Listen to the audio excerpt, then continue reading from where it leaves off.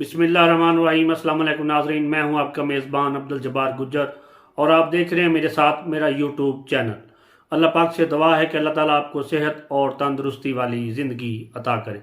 मोहतरम नाज़रीन, कुछ बहुत अहम डेवलपमेंट हुई थी जिनके बारे में आपसे बात करनी कि निगरान सेटअप की तैयारियां मुकम्मल हो चुकी थीं। लंदन में कुछ मुलाकातें हुई और मुलाकातों का अहवाल क्या है। कल जलसा था यानी कि इमरान खान साहब का, और उस जलसे में इमरान खान साहब ने किस लैंग्वेज में बात की, और इसके अलावा जो वहाँ के सरदार नजफ हमीद साहब हैं उनके बारे में मीडिया पे उसके बाद क्या गुफ्तगू हुई। तो आइए चलते हैं, आगाज़ करते हैं ये कि निगरान सेटअप की तैयारियां कहां तक पहुंची थी और क्या हवाल था। अगर इससे पहले आप मेरे चैनल पर नए आए हैं तो प्लीज़ इसको सब्सक्राइब कर दीजिए, आपकी मेहरबानी होगी। और इसको अगर अच्छा लगे तो लाइक कीजिए, शेयर कीजिए, तो ये भी आपका बहुत शुक्रिया। मोहतरम नाज़रीन, इस्लामाबाद में तमाम ये जो निगरान सेटअप था इसकी तैयारियां मुकम्मल थी। मुख्तलिफ लोगों से इंटरव्यू हो रहे थे, कुछ लोग पाइपलाइन में थे कि उनको बुला के ये बातचीत की जाए।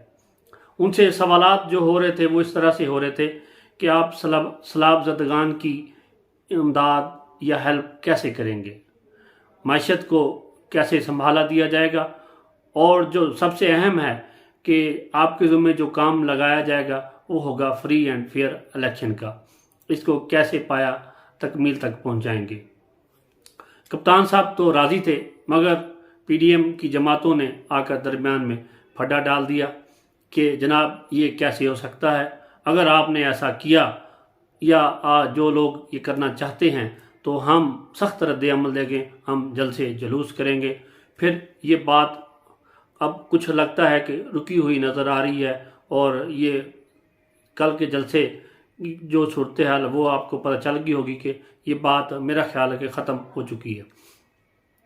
पीडीएम का जो जलसा हुआ यानी कि पीडीएम के जो अहम मीटिंग हुई उसमें बताया ये जा रहा है कि मौलाना फजल रहमान, आसिफ जरदारी, एमल कांसी, आफ्ताब शेरपाओ, अच्छा बलूचिस्तान के कुछ अहम रहनुमा यानी कि जो इस वक्त इत्तेहादी हैं, और कुछ को ऑन बोर्ड लिया गया, नून लीग के लोगों को, इसी तरह एमक्यूएम के लोगों को।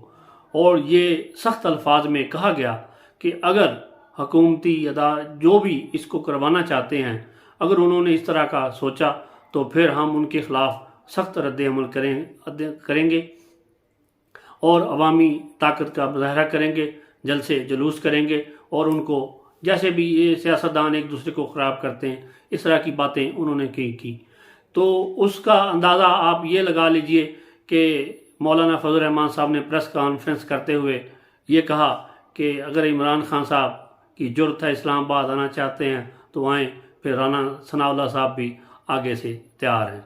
ये बात आपने टीवी पे सुनी होगी कि ये अल्फाज थे, और इसके नतीजे में मौलाना फजल रहमान साहब को बलूचिस्तान में ये कहा गया कि आपको वहाँ पर हिस्सा दिया जाता है, हुकूमत में आपको स्पीकरशिप या फिर डिप्टी स्पीकर का जो ओहदा है वो मिल जाएगा। इस सिलसिले में जनाब जमीयत उलमा इस्लाम बलूचिस्तान और वज़ीर आला जो हैं बलूचिस्तान, उनकी एक मुलाकात भी हो चुकी है। एक तो ये डेवलपमेंट थी कि वहाँ क्या होने जा रहा है। फिर क्योंकि अब लंदन में मियाँ नवाज शरीफ साहब मौजूद हैं और उनके छोटे भाई जो इस वक्त वज़ीर आज़म हैं जनाब शहबाज शरीफ साहब, वो उनसे मिलने के लिए गए, और एक तो मलका एलिज़ाबेथ की रसूमात में उन्होंने शिरकत करनी थी, दूसरा अपने भाई से उनकी मुलाकात होगी। सियासतदान जब मिलते हैं तो सियासत की बातें करते हैं।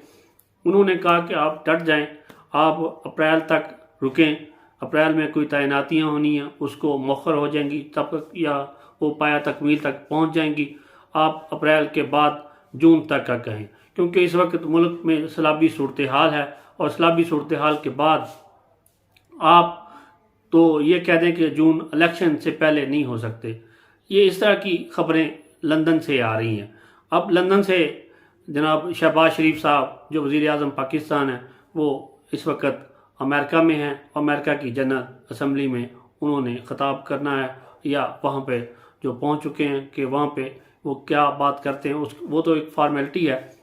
مگر ادھر کل چکوال میں جلسہ ہوا، جلسے سے جو باڈی لینگویج عمران خان صاحب کی تھی اس سے ایسے لگ رہا تھا کہ جو پس پردہ ملاقاتیں ہو رہی تھیں وہ کوئی اچھے ماحول میں نہیں ہوئیں جس طرح کل انہوں نے گفتگو کی۔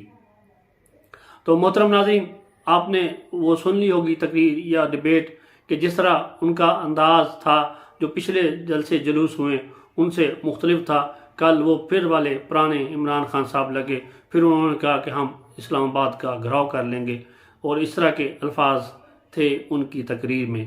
تو محترم ناظرین، جو سب سے اہم بات آخر میں آپ سے کرنا چاہتا ہوں کہ جنرل فیض حمید صاحب جو اس وقت کور کمانڈر ہیں، ISI کے سربراہ رہے ہیں، ان کے بھائی یہاں چکوال اس کو لیفٹان یا اس طرح کے کہا جاتا ہے کہ جناب مبارک کو لیفٹین ہویا ہے، یعنی کہ یہاں پہ بہت سے لوگ جو ہیں وہ آرمی میں ہیں، یعنی کہ پاکستان کی جو تینوں افواج ہیں ان سے اس شہر کے لوگوں کا بہت زیادہ تعلق ہے۔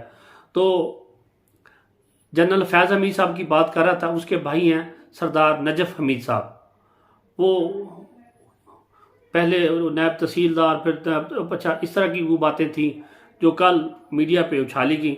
انہوں نے کہا تھا کہ ہم یہاں پر عمران خان صاحب کا بھرپور استقبال کریں گے، یہ بات کہنی تھی۔ تو میڈیا پر جو مخالفین، یعنی کہ کیونکہ ہر جگہ پہ لابی ہوتی ہے، کچھ اس طرف ہے کچھ اس طرف ہے، جو ان کے مخالف تھی انہوں نے پھر سردار نجف حمید صاحب کے بارے میں جو منفی گفتگو کی وہ بھی نامناسب ہے۔ محترم ناظرین، یہ ہر کسی کا حق ہے کہ اگر کوئی بھائی ڈاکٹر ہے تو اس کا دوسرا بھائی انجینئر ہو، تو اس میں کوئی حرج ہے؟ جناب چوہری نثار علی خان صاحب، ان کے والد صاحب بریگیڈیئر، ان کے 3 بہنوئی آرمی میں اعلیٰ عہدوں پہ فائز ہیں، ایک قومی اسمبلی کے ممبر ہیں، جبکہ ان کے بھائی افتخار علی جو لیفٹیننٹ جنرل اور سیکرٹری دفاع رہے۔ اچھا، کتنے لوگ ہیں بھائی ہیں جو پہلے آرمی میں ہوتے ہیں اور بعد میں وہ سیاست میں حصہ لے لیتے ہیں۔ اب میرے جو بہنوئی صاحب ہیں وہ 36 لائٹ شیر جنگ میں تھے اور میں صحافت کرتا ہوں، تو یہ تو ہوتا رہتا ہے۔ اگر دیکھا جائے فیض حمید صاحب کی جاب اپنی ہے اور سردار نجف صاحب کی سیاست اپنی ہے، تو محترم ناظرین ان باتوں سے اجتناب کیا جائے۔ اس طرح اس ادارے کی جو اہمیت ہے وہ بھی مجروح ہوتی ہے۔ آپ ٹی وی پہ آ کے تقریباً ان باتوں کا ضرور خیال کیجئے کریں کہ قوموں، ذاتوں اور کسی کی کردار پر یوں ڈائریکٹ بات کرنا اچھی بات نہیں ہے، جس سے دل آزاری ہوتی ہے ان اداروں کی بھی، ان لوگوں کی بھی، ان خاندانوں کی بھی اور ان قوموں کی بھی۔ مجھے دیجیے اجازت، اپنا رکھیے خیال، ملتے ہیں اگلے کسی ویلاگ میں، تب تک مجھے دیجیے اجازت، خدا حافظ۔